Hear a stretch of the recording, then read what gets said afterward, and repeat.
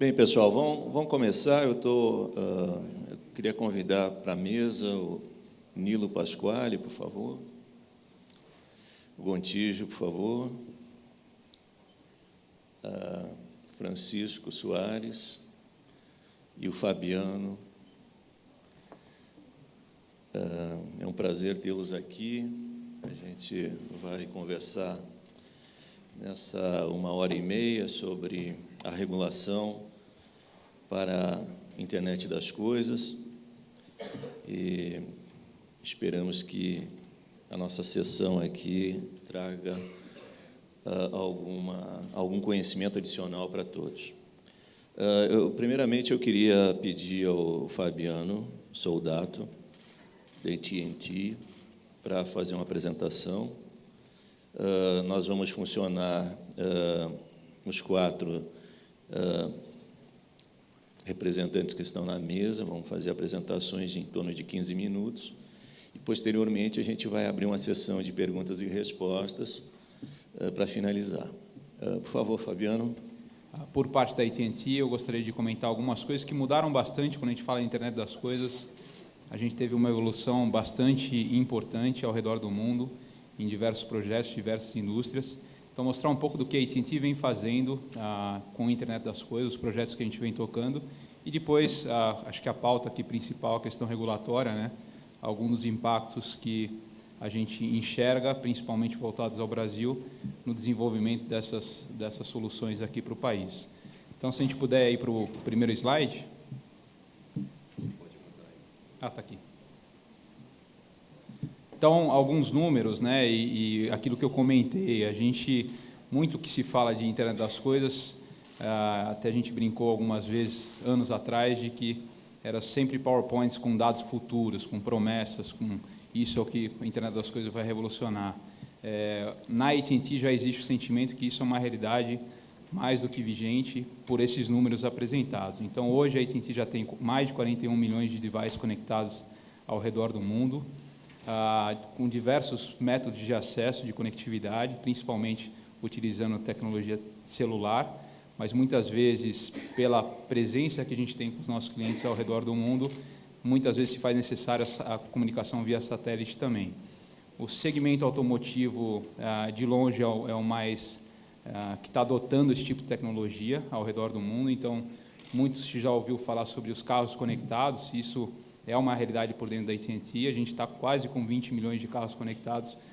E quando eu falo devices e carros conectados, não é só Estados Unidos. Muito tem-se a impressão de que a AT&T tem feito isso nos Estados Unidos, mas aqui eu vou mostrar diversos exemplos que a gente tem feito isso ao redor do mundo. Então, são quase 20 milhões de carros conectados, que é um número bastante expressivo. Uma outra parte importante é de asset management, 2 milhões de assets conectados ao redor do mundo. Um exemplo, para ficar mais claro o que é isso, a Maersk Sealand, por exemplo, é um grande cliente da AT&T ao redor do mundo, transportadora marítima. A gente tem mais de 300 mil containers conectados pelo mundo. E o que faz esse tipo de solução? Então, a Maersk, ela começou com um piloto e depois foi desenvolvendo, e ela consegue ter acesso a controle de temperatura. Muitas vezes os containers são refrigerados, então ela consegue, de forma remota, controlar a temperatura dentro do container. Ela consegue ter informação sobre luminosidade, localização, uma série de dados que é importante para a sua produtividade e eficiência. Então, isso a gente está avançando bastante também. O conceito de Smart Cities, as cidades inteligentes, está chegando aqui no Brasil. Eu tive, inclusive, em contato com a cidade de São Paulo, que está muito interessada sobre novas tecnologias, e a gente está conversando com a cidade de Buenos Aires, mas fora dos Estados Unidos a gente tem acordos já firmados com a cidade de Dublin, e acabamos de firmar um acordo com uma cidade no México, não a cidade do México, mas uma cidade no México. Então, muita coisa bacana também acontecendo nesse conceito de cidades inteligentes, que a gente gostaria de possivelmente aplicar aqui no Brasil também. São mais de 3 mil devices homologados pela AT&T, e isso cresce exponencialmente. E aqui a gente tem o Francisco da Qualcomm, que é um grande parceiro também da AT&T. E já são mais de 15 mil pessoas utilizando a plataforma aberta da AT&T, desenvolvendo, programando novas soluções para esse ambiente. Então, quando a gente pensa em números de IoT, eu até estava brincando um pouco tempo atrás, conversando, a gente fala de milhões, né? E aí você tem um dado ali até 2025, 2,4 bilhões de devices conectados, eu não me assusto mais com isso. No começo, quando eu olhava isso, eu falei, mas quem teve essa criatividade de fazer um guess de um número desse? Mas quando a gente pensa que a AT&T, por si só ela tem 41 milhões, e a cada mês a gente adiciona mais de 1 milhão de devices conectados à nossa rede, isso vai crescer exponencialmente, a gente vê realmente chegando a esses números. A gente atende mais de 3.500 empresas com soluções de IoT pelo mundo, e gostaria muito também de poder fazê-lo aqui no Brasil. Próximo slide. Está aqui, desculpa, de novo. Uma das soluções que eu falei com relação a veículos, né? Então a gente tem 3 frentes que a gente tem atuado. Uma é diretamente com as montadoras, quando o veículo já sai com a inteligência, o conceito do carro conectado. Tem um mercado de reposição muito forte, onde até pessoa física consegue contratar uma solução da AT&T e transformar o seu veículo atual em um carro conectado. E tem muito trabalho também com as frotas de diversos parceiros que a gente tem pelo mundo. E aí os benefícios são inúmeros. Primeiro, a questão da segurança, que você consegue ter uma prevenção sobre qualquer situação que vá ocorrer de forma errada com o veículo. Você tem a conveniência e até a parte de entretenimento. Você faz o seu carro virar um Wi-Fi hotspot, onde você pode baixar conteúdo, você consegue, para os seus filhos no banco de trás, ter uma oferta de conteúdo muito mais rica do que aquilo que tem hoje, né? Vou passar um pouco mais rápido, porque senão... voltando aqui. Então, alguns exemplos práticos, eu falei que eu ia demonstrar aqui. Um é com relação à gestão de frota. A gente tem uma parceria com uma empresa chamada Geotab, ao redor do mundo, onde a gente fez esse acordo. A AT&T entra com a parte de conectividade e plataforma de monitoração dessa parte de IoT, e a Geotab entra com as suas ferramentas para a gente poder ir junto ao mercado. Tem conversas bastante avançadas na Colômbia, com diversos clientes. Uma outra linha é a linha de concessionárias, então a gente fez uma parceria com a CarForce, e aqui você imagina uma mudança no modelo de negócio, onde muitos de nós, a gente leva os nossos carros a cada 5, 10 mil quilômetros para uma revisão. A partir de agora, com o carro conectado, tanto a concessionária quanto você vai saber exatamente a saúde do seu carro. Cada parte que tem no seu carro, você vai conseguir monitorar e saber a saúde. Então, você começa a ter um relacionamento muito mais confiável do que aquele hoje em dia que você tem que levar 10 mil, fazer aquelas revisões que você nem sabe se precisa ou não.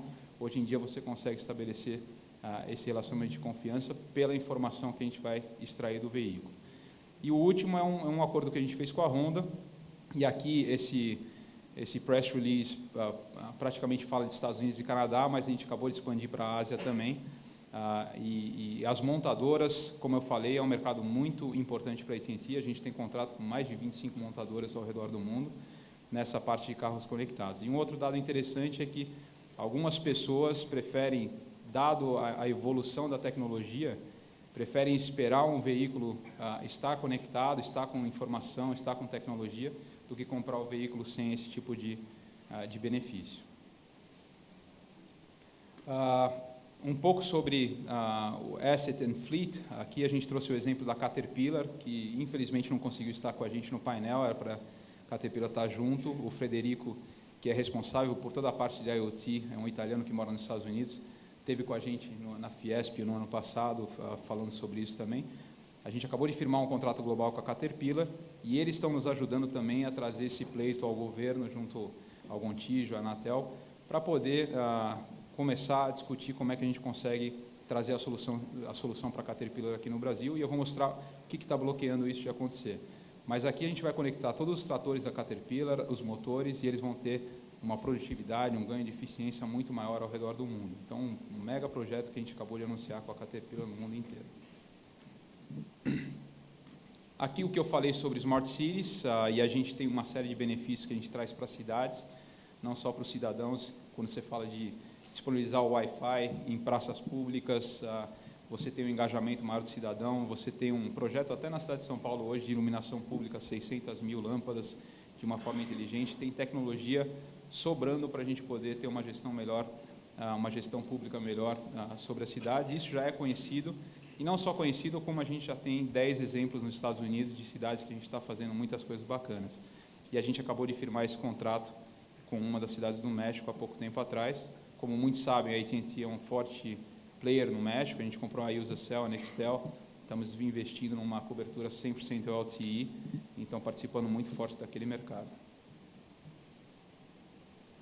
E aqui um pouco chegando ao tema aqui do evento, da questão regulatória, né, o que a gente tem visto sobre políticas globais no que tange a IoT, e acho que muito é conhecido de todos aqui, mas a questão de numeração extraterritorial, que a gente chama, é uma prática que a gente vê com bons olhos, porque você pega esses clientes que eu fiz referências, com atuação global, você imagina a dificuldade e a complexidade desses clientes de fazer diferentes modelos de IoT por país. Então, é um negócio que a gente imagina, por ter muitas operadoras globais e acordos de roaming já firmados, que nada seria mais interessante do que utilizar essa plataforma já existente e facilitar o Global Permanent Roaming, acessar isso aqui ao Brasil também, que hoje é uma restrição.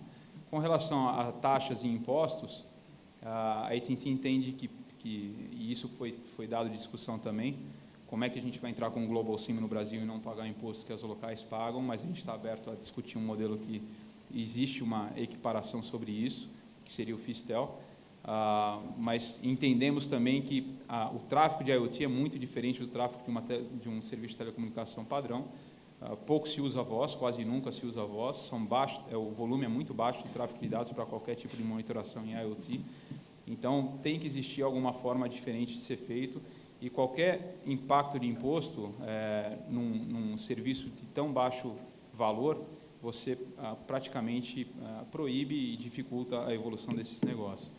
E aqui em cima de data policies, que muito se confunde às vezes a questão de data privacy, né, quando a gente está muito em voga esse assunto, mas muito do que se fala aqui é B2B, a gente não está falando de pessoa física, vazamento de dados privados de pessoa física, são dados de corporações, e por isso também que a gente entende que a AT&T, com mais de 200 petabytes de tráfego diário na sua rede, com 2.000 funcionários cuidando de soluções de segurança, clientes globais como os que eu determinei aqui, que eu mostrei, procuram esse tipo de robustez, esse tipo de plataforma onde, quer que eles estejam fazendo o negócio, o projeto deles, eles vão ter uma segurança por trás sobre cyber attacks e tudo mais, onde a AT&T consegue trazer esses benefícios para ele.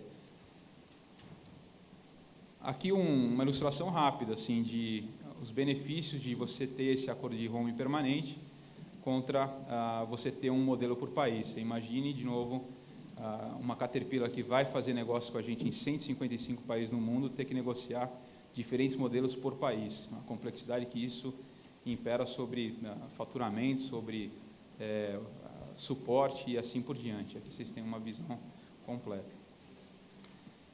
E aqui a situação do Brasil, que a gente, acho que não é uma lei, mas é uma determinação da Anatel, onde a gente não pode utilizar o nosso Global SIM, o M2M, e operar de forma com o roaming permanente. Isso é uma restrição cada vez mais exclusiva ao Brasil, não era há tempos atrás, muitos países se desenvolveram e começaram a entender que o modelo de roaming permanente era o mais adequado para a situação de IoT, e aí eu até trago alguns exemplos de países, a Itália, Espanha e Alemanha, que passaram por esse processo de entendimento e hoje a gente já consegue fazer nosso serviço.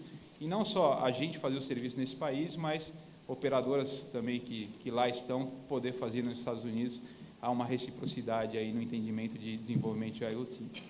Então, é uma coisa que a gente já trouxe em pauta, tanto com o Gontijo, com o Nilo na Anatel, e a gente entende que está na pauta da Anatel. A última informação é que para o segundo semestre teria alguma nova informação, algum update sobre isso, mas eu acho que está mais na hora de que a gente olhe para isso de forma diferente, porque, novamente, o Brasil está ficando para trás nesse sentido, né? E o último slide que eu tenho, até está acabando o meu tempo, para onde vai essa discussão de regulatórios sobre IoT, a complexidade só vai aumentar. Os clientes querem cada vez mais soluções integradas, eles querem segurança nos serviços que a gente presta, e aí, quando você começa a falar de carros autônomos, começa a falar de cidades inteligentes e de drones, né, que a gente já está fazendo muitos projetos em cima dessa linha, principalmente para a parte de agricultura. Então, clientes como a Monsanto, como a ADM, como a DuPont, todos estão utilizando esse tipo de tecnologia, e, novamente, faz muito mais sentido para esses clientes globais ter uma plataforma única.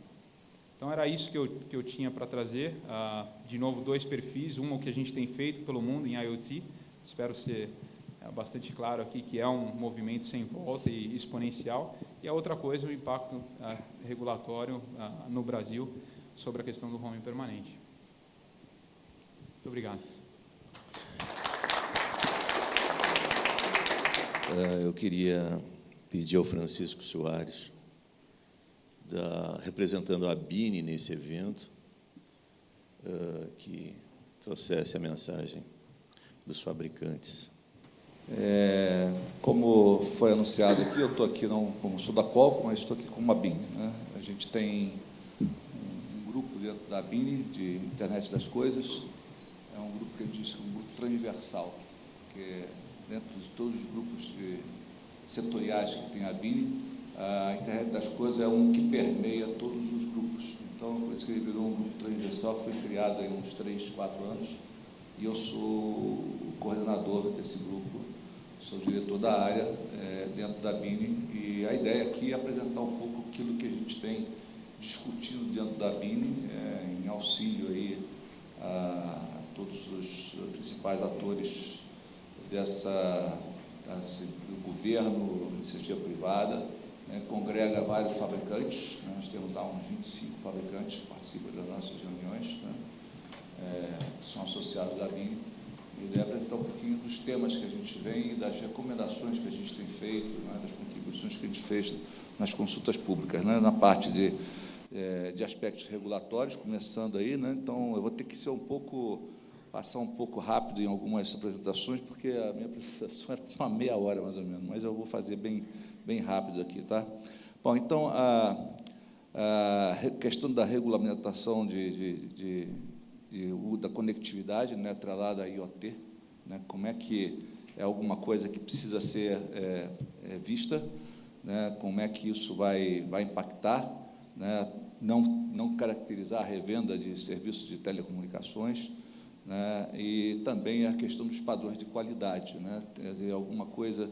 Na realidade, essa discussão da regulamentação com relação à IoT, ela é bem genérica, né, então ela aparece em várias ocasiões aqui, e acho que é uma grande discussão que a gente tem, quer dizer, precisamos ter uma nova regulamentação para a IoT, não precisa ter, a regulamentação que está aí pode ser usada sem problemas, mas será que não precisa alterar alguma coisa para adaptar a nova onda que a gente está vivendo de internet das coisas? Então, alguma coisa que precisa ser pensada. Eu acho que tem alguns impactos aí, sim, e talvez uma difícil decisão de como é que a gente vai fazer, né? Criação de categorias de dispositivos, né, de M2M, por exemplo, a gente tem hoje aí uma ideia de está permeando a redução. Acho que o Plano Nacional de IoT vai trazer alguma redução de taxação de Fistel para dispositivos M2M. Será que vamos fazer essa redução para todos os dispositivos M2M?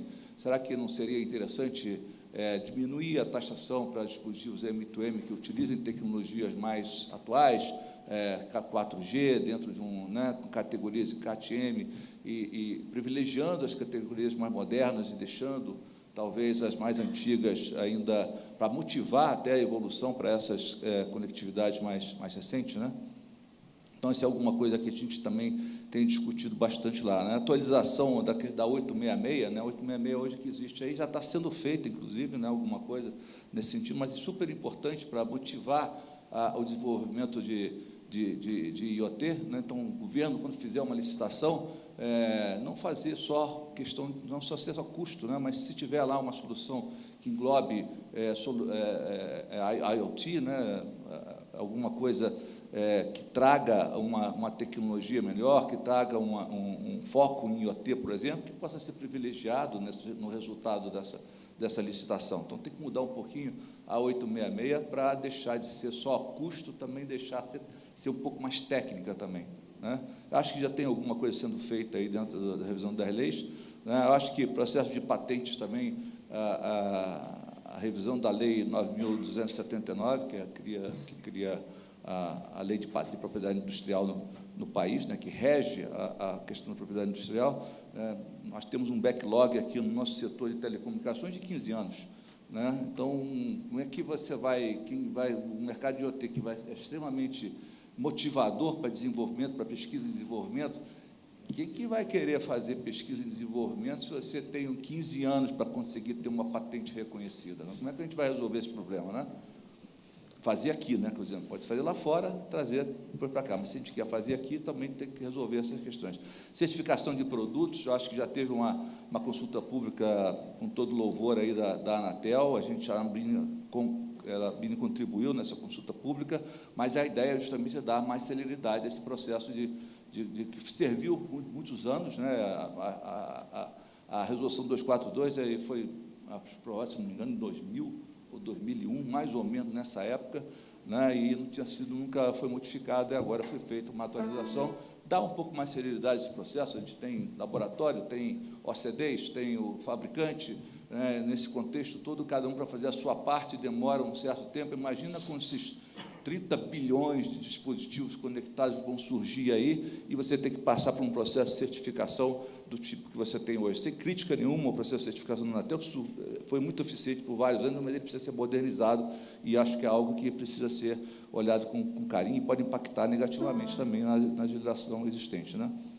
Bom, enfim, a gente fala, dentro do processo de certificação, aí, uma coisa que a gente recomenda bastante que se volte à discussão são os acordos de reconhecimento mútuos, né, para auxiliar nesse processo. É algo que pode dar celeridade ao processo, e agora, embora muitas vezes foi discutido dentro do Brasil, dentro do país, mas nunca foi implementado nenhum acordo de reconhecimento mútuo com país nenhum, né? Isso aí é uma forma de dar celeridade e talvez fosse bom, né? Apoio à inovação, acessar as normas de certificação de organismos brasileiros competentes, certificação, manter, né, os aspectos de compatibilidade elétrica e avaliação de interoperabilidade, e também utilizar as normas existentes trazidas por fabricantes e por alianças, principalmente na questão da interoperabilidade, que é um gargalo bastante importante, né? Bom, realização de parcerias público-privada, uma forma de fazer. Foi comentado aqui pelo Fabiano o Home Internacional Permanente, né? Eu acho que é algo que pode vir impactar também. Nós somos, dentro da Bini, favoráveis ao Home Internacional Permanente, né?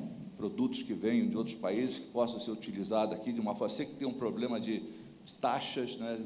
Umas assimetrias regulatórias que talvez tenham que ser endereçadas e tiradas de alguma forma, né? Mas eu acho que tem outras maneiras de se resolver o problema. Resolver o problema não é não permitir o home permanente, é permitir o home permanente com algumas salvaguardas para evitar essa assimetria regulatória que existe, né? Redução da burocracia para a abertura de empresas. Acho que muitas empresas vão surgir em cima do IoT, e é preciso que isso aí... A questão da lei de proteção de dados pessoais também é muito importante, mas é preciso categorizar isso também, né? Dados pessoais são importantes, tem que ser tratados de uma forma bastante séria, mas tem dados pessoais que são realmente importantes, que tem que ser mantido uma privacidade, e tem outros que nem tanto, não tem problema nenhum que se saiba. Então, é preciso categorizar quais são realmente os dados pessoais que são importantes. Alinhamento tecnológico com organismos, né, em fóruns internacionais, apoio, aumento de infraestrutura de operadores celulares visando a implantação de redes multisserviço, a questão aí dos postes, né, das licenças de construção. Isso tem que ser de uma forma drástica, flexibilizado. Isso não pode ter esses impedimentos, essas dificuldades todas que a gente tem, se a gente quer ter um desenvolvimento dentro do mercado de IoT, construir uma conectividade eficiente que possa suportar todas essas alternativas, né? Bom, mercado secundário, o PL 79 está aí, espero que saia, tem essa novela toda aí, que a gente está esperando há muito tempo. Isso vai dar mais também condições de que isso seja implantado, né? Flexibilidade para que as operadoras possam mudar, né, a quantidade de espectro, enfim, fazer todo esse movimento em relação ao PL 79, essa flexibilização que vem com o PL 79, super importante para essa nova fase que a gente está vivendo, né? Limites de espectro cap, já tem uma consulta pública, a gente contribuiu isso na consulta pública. A ideia, a gente apoia a decisão da Anatel dos 30%, 40%. Acho que não precisava desses 30%, podia ser 40% direto, né? Sem ter que necessidade. Já tem 5 minutos, já vou ter que dar um jeito aqui. Mas, enfim, são coisas que já estão acontecendo, acho que a gente precisa ser um pouco mais arrojado. Na questão de uso de espectro, né, bom, a gente acha que todas as faixas de frequências têm que ser usadas, é uma discussão que existe aí internacionalmente, eu digo, né, tem muita gente querendo definir espectros específicos para a IoT. A gente é contra isso, a gente acha que todos os espectros que estão aí disponíveis podem ser usados para IoT indiscriminadamente, não há necessidade de segmentar o espectro, né? Posição internacional, seguir a comunidade europeia, ou olhar, pelo menos, não definição de faixas específicas, é assim que está sendo feito, e eu acho que essa é a forma mais certa de conduzir esse processo, né? Neutralidade tecnológica também. Bom, foi comentado aqui pelo Fabiano também a questão do ITS. ITS é o Intelligent Transportation System. A gente precisa endereçar esse assunto também. Infelizmente, isso não está dentro da prioridade, não é uma das verticais aí, lá dentro do Plano Nacional de IoT. Talvez pegue um pouquinho dentro do conceito de cidade inteligente, né? Pode ser, mas hoje a gente vê já muitos fabricantes falando aí em colocar módulos de carro conectado, né, dentro dos seus veículos, e o pessoal está esquecendo que a faixa de frequência para utilizar esse serviço não está regulamentada ainda pela Anatel, né? Então, é preciso regulamentar os 5.9 GHz para esse tipo de aplicação não licenciado, e é uma discussão que está havendo no mundo todo, importantíssima de acontecer. China, Japão, Estados Unidos, todos estão viabilizando parte desse espectro, inclusive parte exclusivo para ITS, não só... ele é para não licenciado, mas tem uma característica interessante nesse caso, que ele é não licenciado, mas uma parte ele compartilha com sistemas Wi-Fi, e uma parte ele fica exclusivo para essa, principalmente nas features, nas aplicações de carro conectado, e que envolve a segurança da navegação, a segurança né? Então, é super importante, você não pode ter riscos de interferência, né? Então, algo que também... E também a legislação talvez tem que ser... torne isso até obrigatório há algum tempo, é igual ter um airbag dentro do carro. Daqui a pouco você vai ter que dizer, olha, você vai ter que ter determinados features de um carro conectado que vão ser obrigatórios, e vai ter que trazer isso de fábrica, né? Bom, flexibilização de licenças de espectro para IoT em pequenas empresas, talvez isso seja interessante, né? 450 MHz tem uma discussão muito grande aí na Anatel agora, nesse momento. Acho que é uma faixa importantíssima para Narrowband IoT, né? E acho que pode ser, hoje essa faixa está com as operadoras, e há uma discussão se vai ficar, se não vai ficar, se vão fazer... não, agora falando um pouco sobre como o Qualcomm, nós temos um chip para dados que vai ser comercial em 450 a partir do início do ano que vem, né, para Narrowband IoT, em que vai apoiar esse mercado. Pode ser para as operadoras usando para suas aplicações, pode ser para os pequenos provedores, caso essa banda seja devolvida e licitada novamente. Mas, enfim, seja qual for, quem for usar, a tecnologia vai haver, e com importância muito grande para todas as aplicações de Narrowband IoT, dispositivos, sensores que podem ser colocados, com anos que possa ser instalado, um sensor de bueiro, coloca e ele fica 2, 3 anos ali, quando ele dá problema, você vai lá e troca o sensor, não precisa ficar... se você ficar fazendo isso com sensores de GPRS de 2G, daqui você vai colocar, daqui a 2 meses, você tem que ir lá e trocar ele, ou fazer alguma coisa, trocar a bateria dele, vai ficar ruim, vai ficar abrindo o bueiro e fazendo isso toda hora. Enfim, bom, outra coisa que é apoio de governo, que a gente conseguiu identificar, vários internacionalmente projetos, o projeto Horizon da Comunidade Europeia, né, que investiu, importante investimento para desenvolver a IoT, isso tem que vir do governo, né, esse investimento. Alguns exemplos que a gente tem lá fora foram de fundo perdido, outros são financiamentos com baixo custo, né, para que essas soluções possam ser implementadas, de cidades inteligentes. Enfim, aí tem uma lista de alguns projetos que na Europa, esse projeto Horizon, que são 77 bilhões de dólares de 2014 a 2020, os Estados Unidos também tem, o UK também, e o Brasil está fazendo um belo trabalho também com o Plano Nacional de IoT, que a gente está ansioso para ver. A gente não viu a cara dele, a gente viu o estudo, mas a gente não viu a cara, como é que ele vai ficar, né? A gente sabe o resultado do estudo, mas a gente não sabe como é que ele vai vir. Espero que venha com notícias bastante boas e agradáveis. Meu tempo está esgotado, eu vou passar rapidamente, só para terminar aqui, né? Então, enfim, Plano Nacional de IoT, como falei, cidade, saúde, rural, indústria. Deixa eu ver o que mais que eu podia chamar a atenção aqui, componentes de soluções de IoT, Programa Nacional de Empreendedores, enfim, há uma série de fomentos, de incentivos que tem que haver na indústria em geral, nas universidades, criação de cursos, estimular universidades a fornecerem cursos nessas áreas e criação de startups para fomentar desenvolvimento de IoT. Basicamente era isso. Obrigado.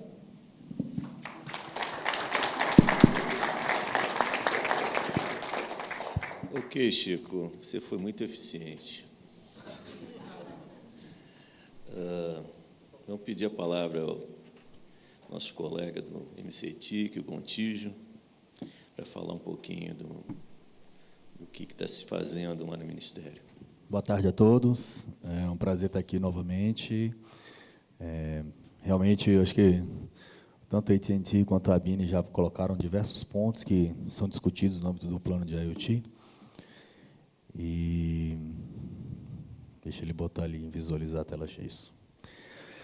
Bom, o que a gente tem feito, né? Ao longo do estudo, a gente identificou uma série de questões de como endereçar ou de como não endereçar os desafios para a internet das coisas acontecer da melhor forma possível no país. Questões regulatórias, então a gente identificou que se fôssemos pegar o internet das coisas como a gente entende e adaptar toda a regulamentação de telecomunicações, a gente tem que mexer mais ou menos uns 40 regulamentos, né? Pelo menos.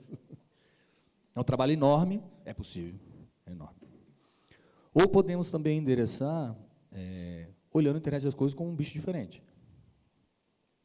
Pensando nisso, a gente trouxe um dos conceitos que a gente tem trabalhado, é que a internet das coisas é uma infraestrutura global que possibilita a prestação de serviços de valor adicionado pela conexão física ou virtual de coisas e dispositivos, baseado nas tecnologias da informação e comunicação existentes e nas suas evoluções, com interoperabilidade.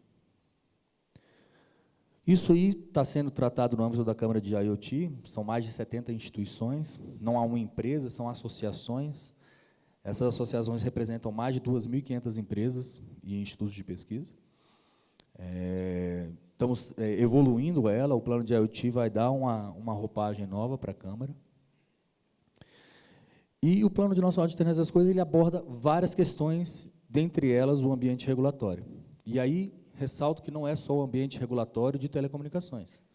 Você tem, como os ambientes que nós escolhemos, eles são setoriais, você tem regulamentações do Ministério da Saúde, da Anvisa, Ministério da Agricultura, questões municipais, questões federativas. Então, tudo isso, dentro do estudo, que está disponível no site do Ministério, se alguém quiser olhar lá, todo o conteúdo está lá, foram levantadas várias questões. Dentro do prazo que a gente tinha, era impossível você detalhar tudo. Então, a ideia é que o plano, ao ser lançado, ele enderece, ao mesmo molde quando foi feito o Programa Nacional de Banda Larga lá atrás. Ele dá um norte, e aí os grupos de trabalho dentro dele vão endereçar detalhadamente como que vai ser tratada cada questão. Para vocês terem uma ideia, na consulta pública que a gente fez, que acho que quase todos aqui participaram, tivemos mais de 2.200 contribuições. Só nos assuntos regulatórios foram 219. Questões diferentes. 219 contribuições e a maior parte questões diferentes. Cada ator puxa aonde dói mais o calo, né? Então, apesar de, em relação ao roaming permanente, a AT&T abordou de um jeito, a operadora nacional abordou de outro, a indústria abordou de outro, o centro de pesquisa abordou de outro. Então, a gente tem ali nesse ecossistema, quando for ser endereçado como fazer, a gente tem que sentar, obviamente, com a Anatel, que detém o poder da regulação, e ver qual a melhor forma. A gente entende que questões comerciais afetam diretamente isso, quem quer entrar e quem está estabelecido, tem os custos inerentes por estar aqui e não estar aqui, regulatórios e tributários e de contribuição, são questões bem complexas, mas é preciso endereçar de alguma forma. Não faz sentido uma pessoa que importar uma BMW da Alemanha para o Brasil não ter o seu carro conectado. Ou um Volkswagen fabricado no interior de São Paulo, se for importado para o México ou para outro país do mundo, não ter conexão lá. É uma mão de duas vias. Eu acho que, pensando dessa maneira, é algo que a gente pode colocar na mesa para achar o melhor caminho. Provavelmente não vai ser nenhum dos extremos. Acho que esse é o principal recado. O plano de IoT, acho que todos já conhecem, então, depois dessa contribuição, a gente gerou o estudo, né, com a parceria muito forte com o BNDES, onde acelerar a implantação da internet das coisas para aumentar a competitividade, fortalecer as cadeias produtivas e melhorar a qualidade de vida da população. Baseado nisso, foi feito uma análise profunda em relação à demanda, capacidade de desenvolvimento e oferta, onde foram identificados 4 ambientes prioritários. Não é vertical, é ambiente. Quando você fala em vertical, você está falando, é só aplicações de saúde. Não, é o ambiente de saúde onde a tecnologia vai entrar. Quando você fala de cidades, é o ambiente cidade, aí transporte entra, logística entra, mobilidade urbana entra. Quando você fala rural, não é só agrobusiness, é conectividade no campo, tem uma série de questões atreladas àquele ambiente. E a gente chegou nesse mapa baseando numa análise detalhada de cada um dos ambientes que foram analisados. Então, cada um desses pontos, eles ensejam de uma maneira ou outra em questões regulatórias. Então, quando você vai para a capacidade do governo de incentivar a oferta, são questões regulatórias. Quando você fala da capacidade do governo de incentivar a demanda, existem questões regulatórias. Às vezes não é nem regular, às vezes é desregular algum segmento. Privacidade de dados, segurança, todos esses itens foram colocados juntos, até que a gente chegou em um cenário onde a gente mapeou cada um desses 16 ambientes que nós identificamos, e por conta dessa identificação da capacidade do governo de influenciar, em diversas maneiras, a gente escolheu cidade, saúde, rural e indústria. Sempre que a gente fala sobre a internet das coisas, os jornalistas sempre nos perguntam, né, Miriam? Quanto você vai colocar de dinheiro? Quanto o governo vai colocar de dinheiro? É importante isso? Não sei. Muito mais importante do que isso são as questões regulatórias, onde o setor privado vai colocar dinheiro porque ele vai ganhar dinheiro com aquilo. Então, acho que esse é o grande desafio de como a gente endereçar e abordar isso. Como que a gente implementa questões onde sejam fundamentais para o país. Assim, a gente não escolheu esses porque eu acho, Gontijo, que saúde é mais importante. Não, foi medido. É uma questão técnica, medida, estatística, baseada em uma série de informações que foram coletadas ao longo de um ano de estudo. E, no fim do dia, você viu que metade desse segmento, rural e indústria, é fortemente drivado pelo setor privado. O governo tem pouquíssima capacidade de influenciar diretamente, ele tem que melhorar o ambiente regulatório, onde o investimento privado vai ser muito forte. E você tem 2 setores, onde cidades e saúde, por conta do SUS, você tem uma forte necessidade de engajamento do setor público e afeta diretamente a qualidade de vida da população. Então, você tem produtividade de um lado e qualidade de vida da população do outro, com fortes questões regulatórias que vão desde o carro autônomo atropelar uma pessoa, como aconteceu recentemente, de quem é a culpa, e questões legais, e por aí vai. Tivemos 60 iniciativas mapeadas. O plano está fortemente interligado com a estratégia para a transformação digital brasileira. Ele é uma das ações que está sendo endereçada lá. A questão de dados pessoais está sendo tratada lá, mas toda vez que ele é tratado lá, ele se refere aqui no plano de IoT, ok, temos que proteger os dados, mas temos que garantir um ambiente onde os dados possam ser anonimizados e não desanonimizados para poder você gerar riqueza e gerar melhor qualidade de serviço para os usuários. Tem uma série de formas técnicas, se eu for falar aqui, a gente vai ficar 2 horas falando sobre isso, mas que você consegue fazer esse tipo de abordagem.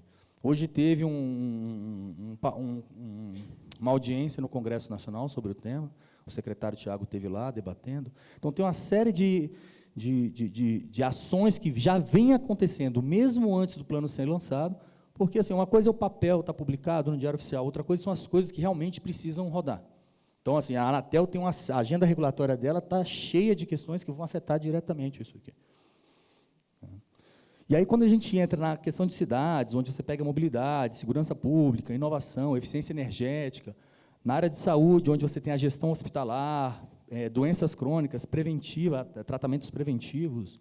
Na área rural, usando eficiente os recursos, os insumos, né, a própria parte dos maquinários, a conectividade desses maquinários, segurança sanitária. Na área industrial, a parte da indústria 4.0, que tanto se fala que vai aumentar a produtividade, reduzir os custos implementados, todos eles, em algum momento, esbarram em questões regulatórias muito grandes, onde sempre boa parte do speech, né, do discurso de diversos atores sempre foi assim, é muito difícil mudar. Mas um pacto de país onde ele realmente deseja usar a internet das coisas como game changing, e aí o Brasil ele não está atrás de ninguém no mundo, e em muitos casos ele é exemplo, mais recentemente, talvez o Nilo pode detalhar, na semana, acho que um mês atrás, o Brasil apresentou 3 contribuições na UIT, no SG20, onde ele apresenta o que o Brasil tem feito em IoT. E foi muito elogiado, um virou framework, outro documento de referência, o terceiro eu não me recordo agora de cabeça, mas são questões que o Brasil tem colocado para atuar ativamente em nível global e se inserir nessas cadeias para poder influenciar a regulamentação não só no Brasil, mas no mundo. Além dos ambientes, nós temos questões horizontais que perpassam não só os ambientes escolhidos, como os que não são os preferidos, digamos assim. Por exemplo, a parte de eletrônica de consumo não faz sentido o governo atuar. Mas toda essa capital humano, que você vai gerar pessoas para desenvolver startups, inovações, inovação em sessão internacional, não pode ser uma jabuticaba, tem que ser algo engajado com o mundo, e aí a parte de roaming permanente é algo que é preciso ser endereçado de alguma forma, nos 2 sentidos. Regulatório para segurança e privacidade, o grande volume de dinheiro da internet das coisas não está na compra de equipamentos, não está na prestação de serviços de telecomunicações, está no uso das informações, mas, ao mesmo tempo, a gente tem que fazer isso com a maior cautela possível, e quais informações serão usadas. E, no limite, o indivíduo ele tem que ter o direito de marcar não na caixinha e, ainda assim, continuar tendo acesso ao serviço. O que mais acontece é surgir uma aplicação que a sociedade inteira começa a usar por ser muito legal, um indivíduo de fora quer usar, mas, eu não quero abrir meus dados, então você não vai acessar a aplicação. Isso é algo que tem que ser pensado. Como a gente endereça esse tipo de questão? Infraestrutura e conectividade, interoperabilidade. Já existem casos no Brasil de prefeitos que foram abordados por empresas, venderam soluções proprietárias para uma solução específica de internet das coisas. No mandato seguinte do orçamento, foi tentar comprar a expansão. Não, você só pode comprar daquela que você comprou, porque você ficou jail daquela tecnologia. E viabilidade econômica. E não é só tributação. Tem toda a parte de modelo de negócios, e aí a regulamentação entra diretamente, onde você tem uma postura que você pode ter uma regulamentação ex ante ou ex post. Se você fizer ex ante, não vai ter nenhuma inovação no Brasil, a gente vai comprar tecnologia. Talvez, num primeiro momento, para casos de uso de inovação, seja interessante não regulamentar nada, deixe a inovação acontecer. Quando aquilo começar a ganhar escala e a gente consegue, enquanto setor público e o próprio setor privado, monitorar, as operadoras vão nos procurar se alguma coisa começar a lhes incomodar, aí a gente regulamenta. Senão você barra aquilo quando ele vai nascer e ele nem acontece. E o Brasil vai ficar para trás simplesmente adquirindo tecnologia do exterior. Bom, acho que é isso que a gente tinha a falar. Acho que tentei ser o mais breve possível para a gente poder bater um papo. Obrigado, Gontijo. Obrigado, Gontijo. Queria passar a palavra agora para a Anatel, a pessoa do Nilo, para ver o que está se fazendo, o que se pretende se fazer, o que está na agenda regulatória, como é que vai ser a evolução disso no âmbito da agência. Por favor, Nilo. Eu acho que o entendimento já está bastante claro de o que é, qual é o potencial desse novo ecossistema, né?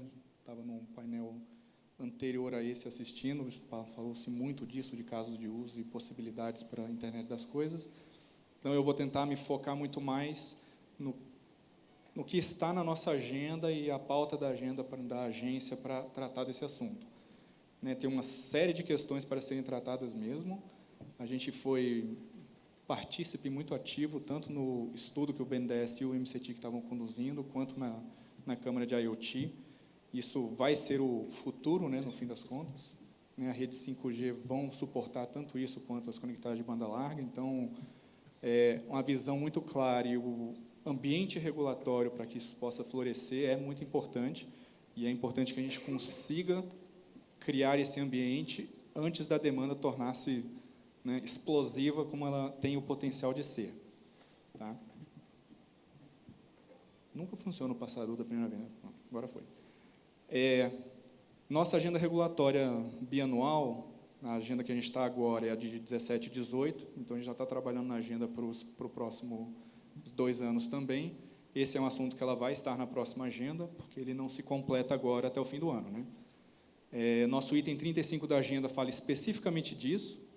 Ele fala da reavaliação da regulamentação, visando diminuir barreiras regulatórias, a expansão das aplicações de internet das coisas e comunicação máquina a máquina. Esse título, ele é de propósito que ele está escrito assim, ele quer passar uma mensagem importante também, então ele não é apenas aplicações de internet das coisas, como poderia ser, apenas para dar o título da temática. Ele foi de propósito escrito desse jeito, para dar uma noção de qual que é o viés que a agência está pensando quando está tratando desse assunto. O objetivo aqui, porque eu ouvi várias vezes em discussões no passado, se a Anatel pensava em criar um regulamento do serviço de IoT, né, e criar toda uma roupagem, um framework altamente regulado em cima do que seria um serviço adicional. Você tem o SMP, o STFC e o CIOT, sei lá, algo desse tipo. E isso é exatamente o inverso do que a gente imaginava até então e continua sendo o inverso do que a gente imagina hoje. O objetivo é muito mais ler o que a gente tem na regulamentação hoje. Ela foi construída até hoje pensando em pessoas e não máquinas se comunicando. Então, ela obviamente tem um viés, né? Agora que a gente traz esse novo mundo de coisas se comunicando, o que está atrapalhando para que isso se torne viável? Tá? Quais são os elementos, desde aspectos de qualidade, de certificação, vários deles foram ditos aqui ao longo das palestras anteriores. Eu acho que a minha apresentação deve ter quase todos eles, porque são aspectos que a gente já capturou ao longo desses debates também, não é de agora que a gente está discutindo isso, né? A gente está discutindo isso já tem pelo menos uns 2, 3 anos. Esse aqui é o nosso planejamento atual, então a gente tem que fazer um relatório de análise de impacto regulatório até o final desse ano. O que isso significa? Isso significa fazer toda essa avaliação de o que é que precisa ser alterado na regulamentação, ou acrescentado ou retirado, tá? E fazer a proposição de como isso deveria estar. Então, é a fase inicial ainda do processo regulamentar, mas o que o setor pode esperar ao longo desse segundo semestre é uma tomada de subsídios com relação a esse assunto. Então, é aquela fase regulatória de debate de temáticas ainda. Então, a gente deve ter muito mais interação com o setor em função com relação a esse assunto a partir do segundo semestre. Tá? A Câmara de IoT, como não tem como não citar, né, é um fórum altamente qualificado, então a gente participa dele desde o início, quando ainda era Câmara M2M, criada ainda no Ministério das Comunicações. Desde o início a gente fez questão de participar e estar lá ativamente nos debates, né? Foi dali que foi coordenado todo o estudo de internet das coisas com o MCT, que estava tocando junto com o BNDES. Eu não vou entrar no plano em si, eu acho que o Gontijo já falou claramente como é que ele está funcionando. A gente, apesar de não existir um decreto publicando o Plano Nacional de IoT, eu sei que isso está andando e está na mira do Ministério para que isso aconteça, as conclusões do que tem que ser feito estão muito claras já, ou pelo menos boa parte delas, né, de quais são os desafios, quais são as temáticas, o que é que tem que ser abordado. Tudo isso já está no estudo que o próprio Ministério já divulgou, e é dali que a gente está se nutrindo nessa primeira fase de debates também. E o que é? O que são esses desafios todos que a gente está discutindo? Questões de outorga para prestação de serviço. Então, ali tem uma discussão de diferenciação do que é o IoT. O IoT vai ser considerado um elemento de serviço de valor adicionado em cima de plataformas tradicionais. Ele já é uma coisa mais misturada com o serviço de telecomunicações. Como é que você trata esse relacionamento? O IoT, quer queira, quer não, ele tem um viés um pouco diferente de quando a gente fala, por exemplo, de internet ou conexão à internet. No caso do IoT, a rede necessariamente tem que saber o serviço que está sendo prestado. Por todas as questões de priorização dos tipos de serviços que são ofertados em cima da rede, questões de latência e requisitos de parâmetros básicos de qualidade de serviço e capacidade de entrega, A rede tem que saber o que está acontecendo em cima dela, é um pouco diferente de navegação na internet. Isso é meio... Não importa para a rede que está entregando, a rede na prática é só um tubo nesse caso. Então, a separação SVA e telecom parece, em princípio, mais clara, mas no IoT isso torna incrivelmente mais turvo, dependendo do caso de uso que você está discutindo. Então, por isso que é um dos primeiros itens de discussão, são as questões de como é que as outorgas se comportam no mundo assim, né? Quais são outorgas aplicáveis? A gente já fica imaginando. As redes 5G, vão estar baseadas em cima de espectro licenciado, provavelmente vão estar em cima de redes SMP tradicionais. Essa é a outorga, não tem grandes discussões. Talvez, né? Mas a IoT não são só as redes 5G, a IoT tem uma série de outras formas de fazer, tem o Sigfox. Que tipo de outorga se dá para isso? Ali são tecnologias que se usam de espectro não licenciado já. É outra roupagem, outra formatação de tecnologia. Como é que ela se adequa à regulamentação? Ou como que a regulamentação contempla todos esses players? No fim das contas, o objetivo da agência é que todos possam operar. Então, como você ajusta tudo para que isso seja possível? Né? Tem o SCM, o IoT, a gente pensa muito em coisas móveis, mas você pode ter muito dispositivo fixo. Então, ele vai funcionar em cima de uma licença SCM? Como é que isso vai funcionar? Por isso que está ali. Eu coloquei muitas coisas em interrogação, porque são dúvidas que a gente tem ainda. A gente não achou a solução clara de como tratar. Provavelmente vai ser um híbrido de uma série de coisas para poder contemplar tudo isso. Né? As assimetrias regulatórias entre soluções baseadas em SMP e outras tecnologias. Né? Se você está falando de um IoT operado em cima de SMP, você tem uma carga regulatória, no primeiro momento, muito maior do que você esperaria de alguém que opera em cima de um serviço limitado privado. E a diferença é brutal em termos regulatórios de um para o outro. Mas, na prática, estão entregando coisas equivalentes. Dependendo do caso de uso, são coisas equivalentes. Por que um vai ser tão diferente do outro em termos regulatórios? Deveria ser, ou não faz sentido ser tão diferente assim? Então, essas assimetrias elas têm que ser tratadas. As questões de licenciamento de terminal, pagamento de FISTEL, do SMP, que existe em todas as licenças de interesse coletivo, não existe nos interesses restrito. Então, já de cara, você já tem uma problemática, tirando a própria problemática do FISTEL em si, né? Uma estação que custa R$5 e te entrega $1 por ano.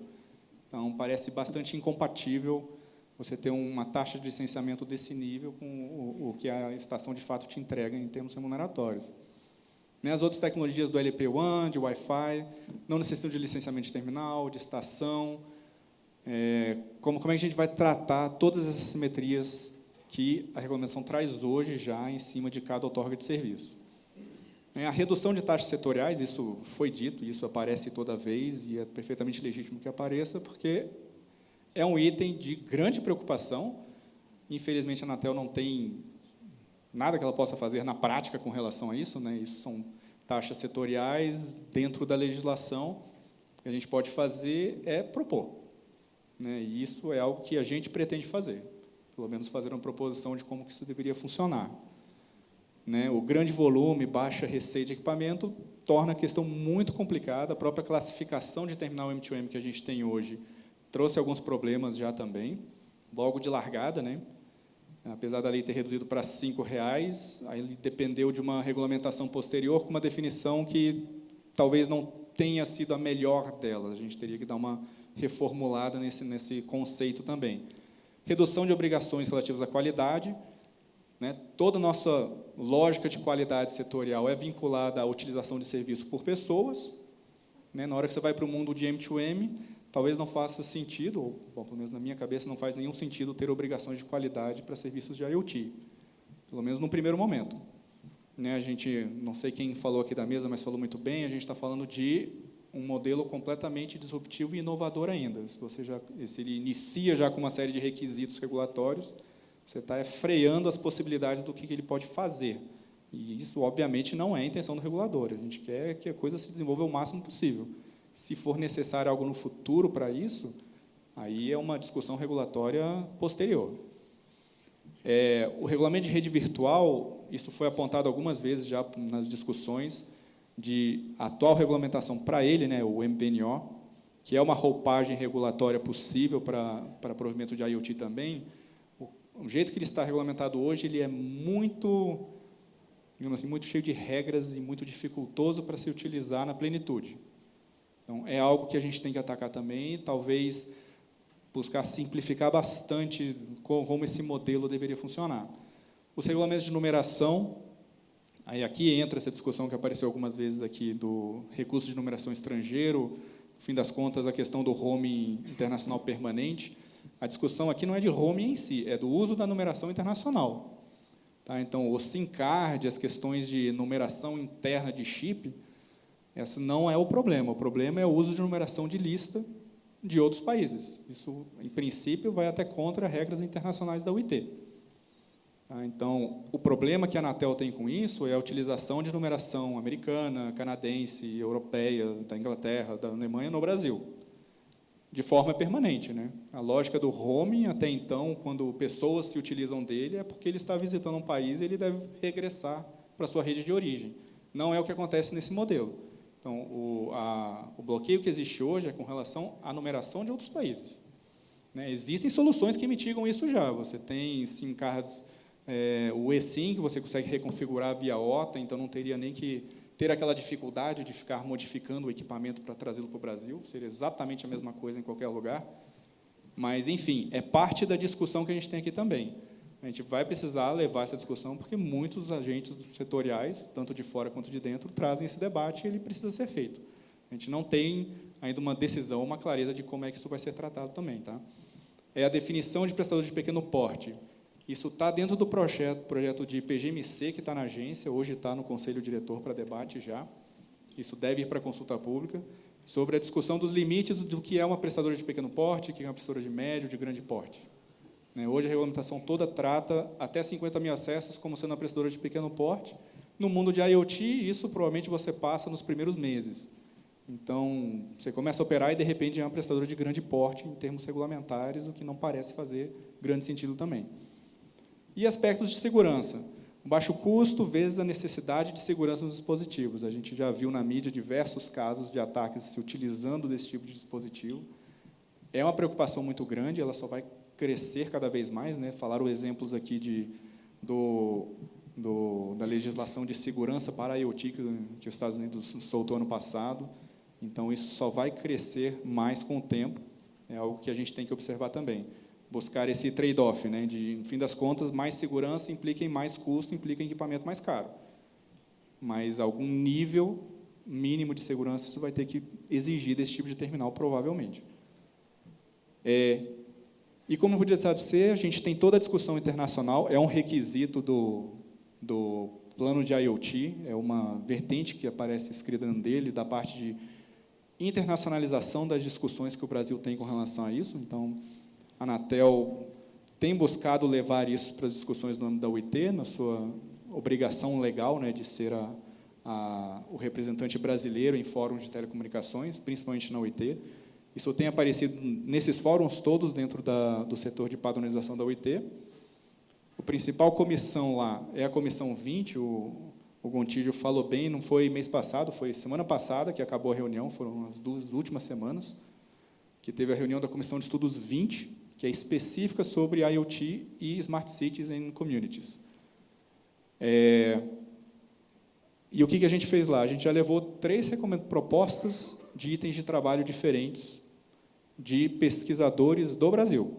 Então, a gente teve uma proposta sobre Smart Livestock Farming, vindo da USP, do Mackenzie, da Unesp, e mais outros parceiros nessa discussão, um trabalho muito interessante. O de Functional Architecture para Device for IoT, do Instituto César, ele levou um trabalho que eles estão construindo lá. E a gente levou, inclusive, a nossa experiência de construção do Plano Nacional de IoT, como referência para auxiliar outros países na hora de construir o seu plano também. Todas as 3 foram aprovadas, não da forma que a gente mandou, isso é natural na discussão internacional, mas todos os itens de trabalho foram aprovados e foram muito bem recebidos, inclusive. A gente recebeu grandes elogios em boa parte desses itens. E a parte de espectro, a Anatel acompanha isso permanentemente, está em todos os fóruns internacionais para discussão com relação a isso também.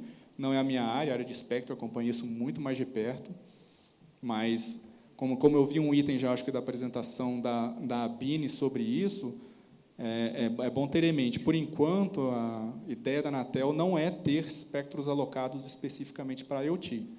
É o uso generalizado para qualquer das aplicações mesmo, independente dela ser IoT ou não, vai ser o mesmo espectro que vai ser usado para tudo isso. Tá? Então, era isso que eu queria falar. Meu tempo já acabou. Obrigado, gente. A gente tem ainda 15 minutos, e eu vou abrir rapidamente para perguntas.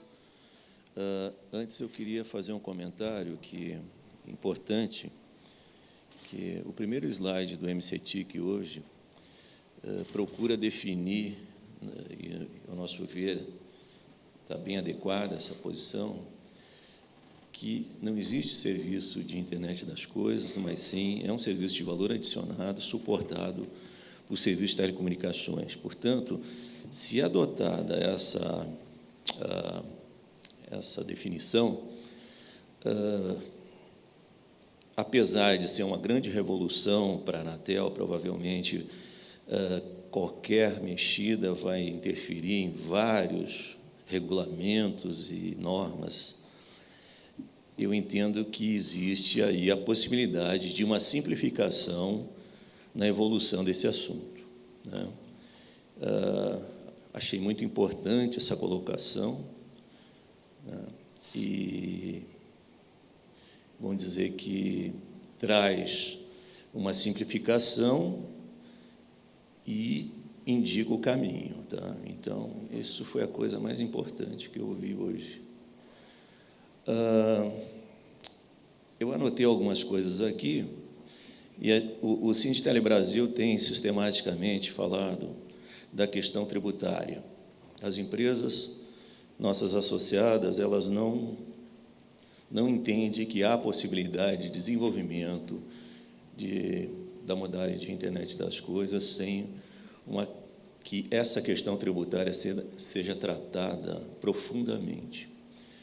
E isso, da forma que está, que é cobrado os tributos no serviço de telecomunicações, é inviável se desenvolver sistemas ou modalidades de atendimento por internet das coisas, quando o dispositivo, certamente, mesmo sendo massivo, ele tem um retorno econômico muito pequeno. Então, não é possível ficar em pé qualquer plano de negócio nessas condições.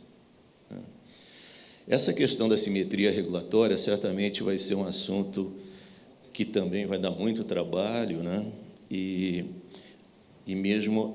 aí está inserida nesse contexto a questão da qualidade, tá? E acho que, assim, particularmente, essa questão do eSIM é um momento de reflexão e, ao mesmo tempo, pode ser uma via para a questão do roaming, né? Eu queria agora abrir o espaço para algumas... Quem quer questionar os nossos palestrantes, por favor. A gente tem 15 minutos.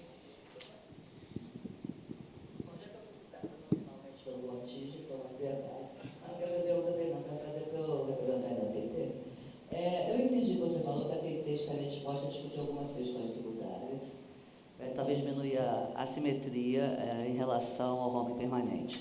E você citou o Fistel. Essa seria uma ideia da TIT, pagar Fistel igual aos operadores locais? Acho que a ideia, assim,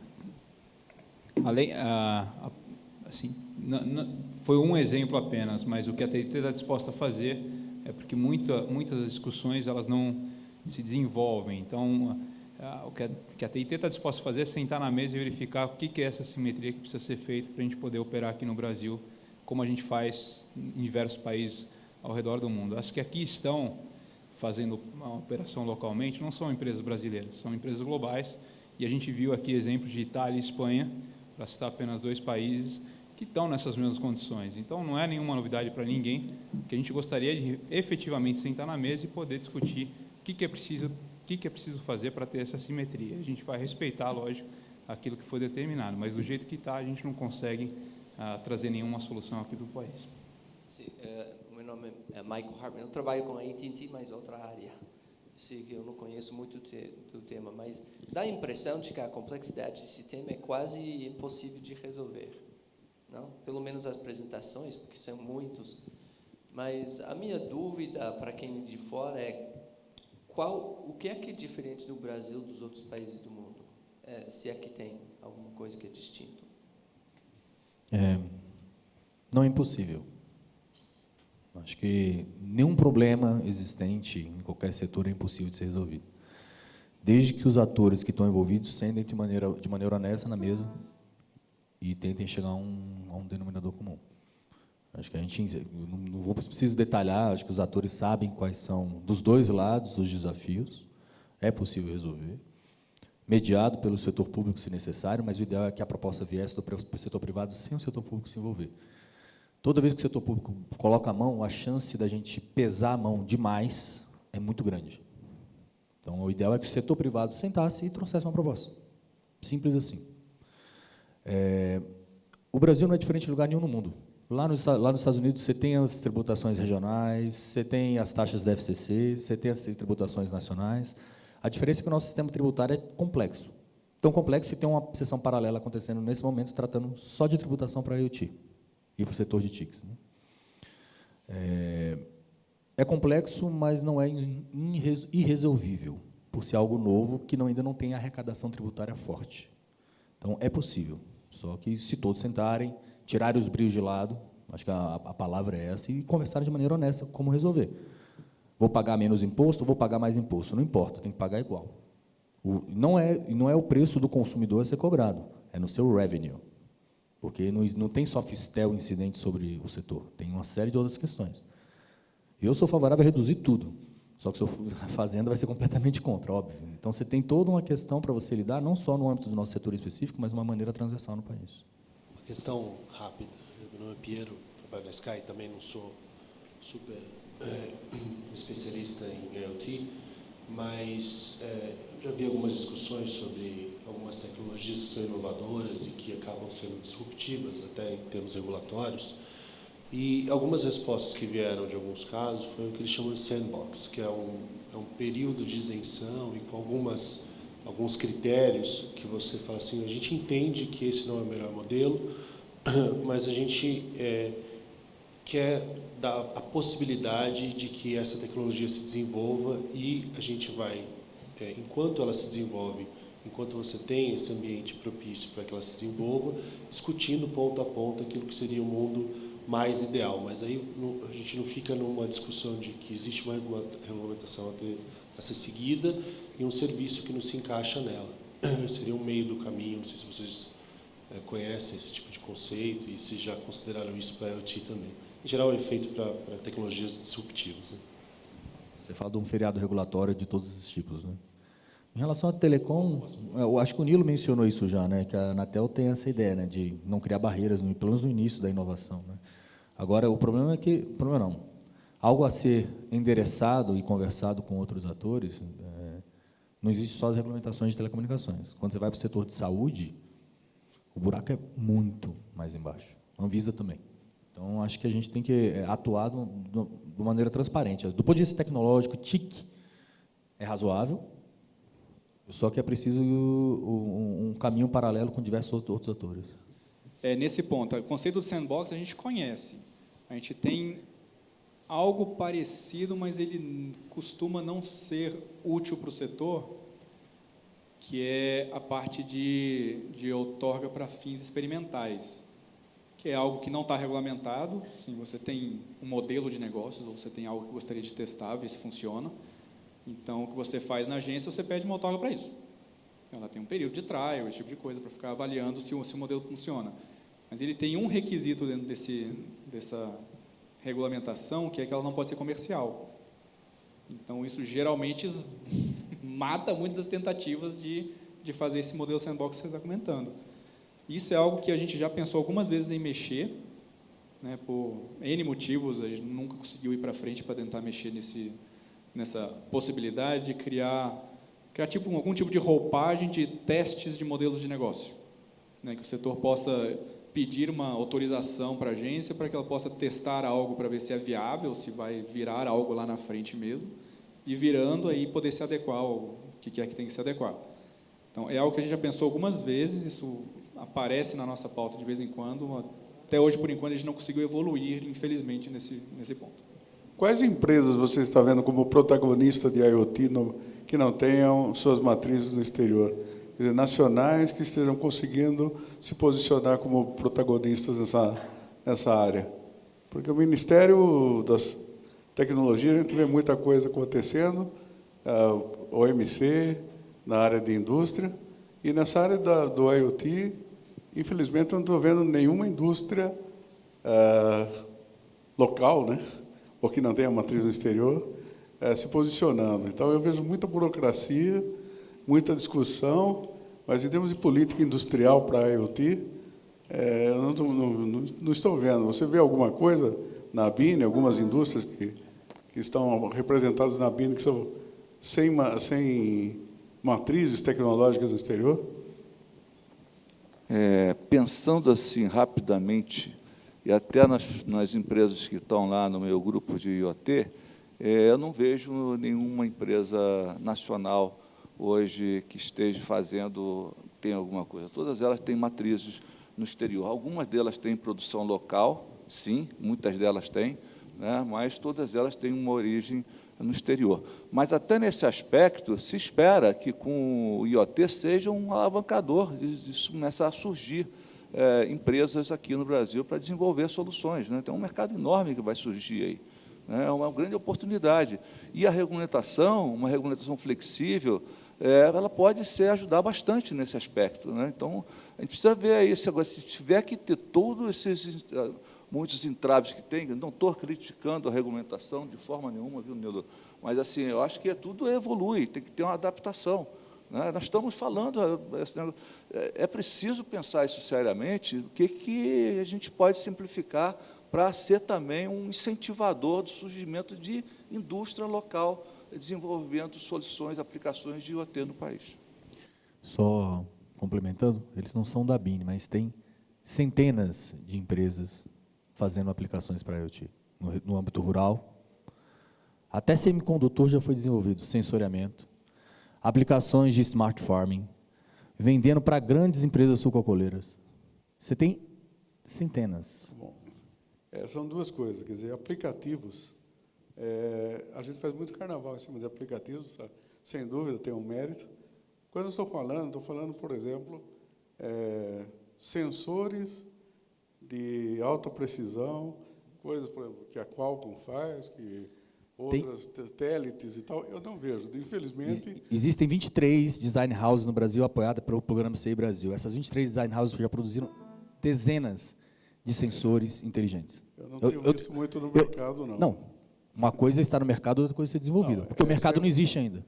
O que existe são projetos pilotos. Você tem, por exemplo, a empresa sucroalcooleira San Martín, no interior de São Paulo, que é uma gigante da área de etanol, onde o CPQD, junto com as empresas parceiras dele, desenvolveram tecnologia com a LTE em faixa baixa, atuando com atuadores, sensoriadores, controlando todos os caminhões da frota. Eles economizaram mais de 10 milhões de reais de diesel em um ano. Eu vejo isso, vamos com duas coisas. Uma é aplicações e integração de equipamentos e sistemas. A outra é tecnologia de ponta.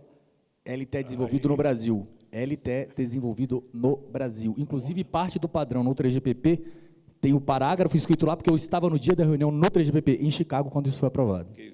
Obrigado a todos, obrigado aos palestrantes, foi muito produtiva a nossa conversa. E até a próxima oportunidade, quem sabe com a regulamentação já resolvida no ano que vem.